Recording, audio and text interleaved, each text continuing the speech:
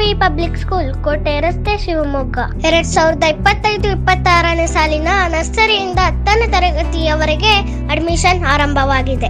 ಆತ್ಮವಿಶ್ವಾಸದ ಶಿಕ್ಷಣಕ್ಕಾಗಿ ನಿಮ್ಮ ಮಕ್ಕಳನ್ನು ವಾಸವಿ ಪಬ್ಲಿಕ್ ಸ್ಕೂಲ್ಗೆ ದಾಖಲಿಸಿ. ಸಂಪರ್ಕಿಸಿ 9742151421 9916514066.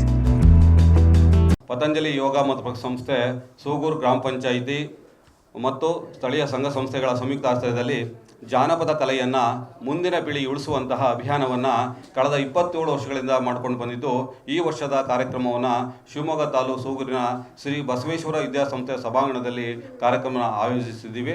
ಈ ಒಂದು ಕಾರ್ಯಕ್ರಮದ ಉದ್ಘಾಟನೆಯನ್ನು ಶಿವಮೊಗ್ಗ ಗ್ರಾಮಾಂತರ ಶಾಸಕರಾದಂತಹ ಶ್ರೀಮತಿ ಶಾರದಾ ಪೌರಾಣಿಕ್ ಅವರು ಆಗಮಿಸಲಿದ್ದಾರೆ. ಸಭೆಯ ಅಧ್ಯಕ್ಷತೆಯನ್ನು ಸೂಗೂರು ಗ್ರಾಮ ಪಂಚಾಯಿತಿಯ ಅಧ್ಯಕ್ಷರಾದಂತಹ ಶ್ರೀಮತಿ ಭಾಗ್ಯ ಮೇಡಮ್ ಅವರು ಮತ್ತು PDO ಆದಂಥ ವಿಜಯ್ ಅವರು, ಸೂಗೂರು ಒಕ್ಕೂಟದ ಅಧ್ಯಕ್ಷರಾದಂಥ ನಿಂಗಯ್ಯವರು, ಆಡಳಿತಾಧಿಕಾರಿಗಳಾದಂಥ ಪೂವಯ್ಯ ಮತ್ತು ಪರಿಸರ ರಮೇಶ್, ಶಿವಾನಂದಪ್ಪ ಮತ್ತು ಮಾಧವಮೂರ್ತಿಗಳು, ಭವಾನಿಶಂಕರ್ ರಾವ್ ಮತ್ತು ಸುಶೀಲಾ ಭವಾನಿಶಂಕರ್ ರಾವ್, ನೇತ್ರಾವತಿ ಮತ್ತು ವೀರೇಶಪ್ಪ ಮತ್ತು ಎಲ್ಲ ಕಲಾವಿದರ ಮುಖಾಂತರ ಈ ಒಂದು ಕಾರ್ಯಕ್ರಮ ಕೊಂಡಿದ್ದೀವಿ.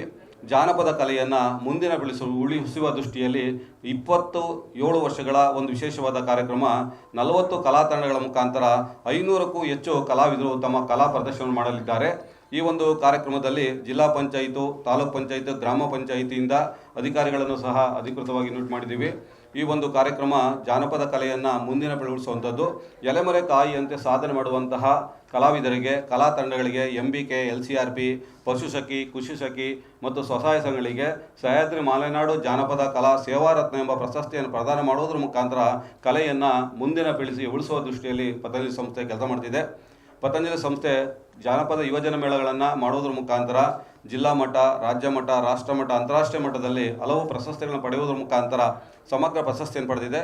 ಭಾರತ ಸರ್ಕಾರದ ಸಂಸ್ಕೃತಿ ಇಲಾಖೆಯಿಂದ ರಾಷ್ಟ್ರ ಮಟ್ಟ ರಾಷ್ಟ್ರೀಯ ಜೂನಿಯರ್ ಫೆಲೋಶಿಪ್ ಅವಾರ್ಡ್, ಕನ್ನಡ ಮತ್ತು ಸಂಸ್ಕೃತಿ ಇಲಾಖೆಯಿಂದ ರಾಜ್ಯ ಮಟ್ಟದಲ್ಲಿ ಪತಂಜಲಿ ಸಂಸ್ಥೆಗೆ ಒಂದು ರಾಷ್ಟ್ರಮಟ್ಟದ ಅವಾರ್ಡನ್ನು ಸಹ ಬಂದಿದೆ.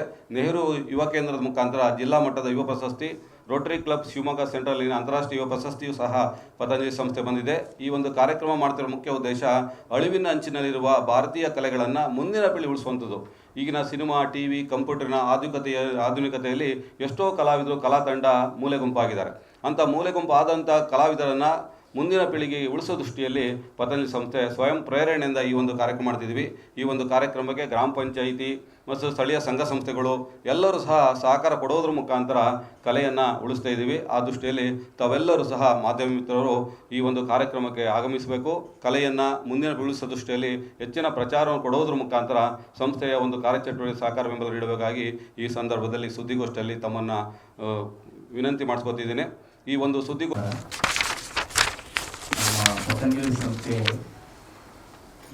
ಶಿವಮೊಗ್ಗ ಕೇಂದ್ರದಲ್ಲಿ ನಡೆಯುವ ಕಾರ್ಯಕ್ರಮದ ಜೊತೆಗೆ ಸುತ್ತಮುತ್ತ ನಮ್ಮ ಶಿವಮೊಗ್ಗ ವ್ಯಾಪ್ತಿಯಲ್ಲಿ ಬರುವಂಥ ಸ್ಥಳಗಳಿಗೆ ಅಲ್ಲಲ್ಲೇ ನಿರ್ಮಾಣಗೊಂಡಿರುವಂಥ ಸಂಘ ಸಂಸ್ಥೆಗಳನ್ನ ಒಟ್ಟುಗೂಡಿಸಿ ಈ ತಾಲೂಕ್ ಪಂಚಾಯತ್, ಶಿವಮೊಗ್ಗ ಜಿಲ್ಲಾ ಪಂಚಾಯತಿ ಮತ್ತು ತಾಲೂಕ್ ಪಂಚಾಯತಿ, ಗ್ರಾಮ ಪಂಚಾಯತಿ ಎಲ್ಲ ಸಹಯೋಗದಲ್ಲಿ ಪತಂಜಲಿ ಸಂಸ್ಥೆಯು ಒಳಗೊಂಡು ಈ ಕಾರ್ಯಕ್ರಮ ಆಯೋಜಿಸಿ ಕಲಾವಿದರನ್ನ ಗುರುತಿಸಿ ಅವ್ರಿಗೆ ಪ್ರೋತ್ಸಾಹಿಸಿ ಅವ್ರಿಗೆ ಏನು ಇಲ್ಲ ಎಲೆಮರೆ ಕಾಯಿನಾಗೆ ಸೇವೆ ಮಾಡಿದ್ದಕ್ಕೆ ಏನೂ ಪ್ರಯೋಜನ ಇಲ್ದಂಗೆ ಇರ್ತಕ್ಕಂಥವ್ರನ್ನ ಗುಡಿಸೋ ಕೆಲಸ ಈ ಪತಂಜಲಿ ಸಂಸ್ಥೆ ಮಾಡ್ತಾ ಇದೆ.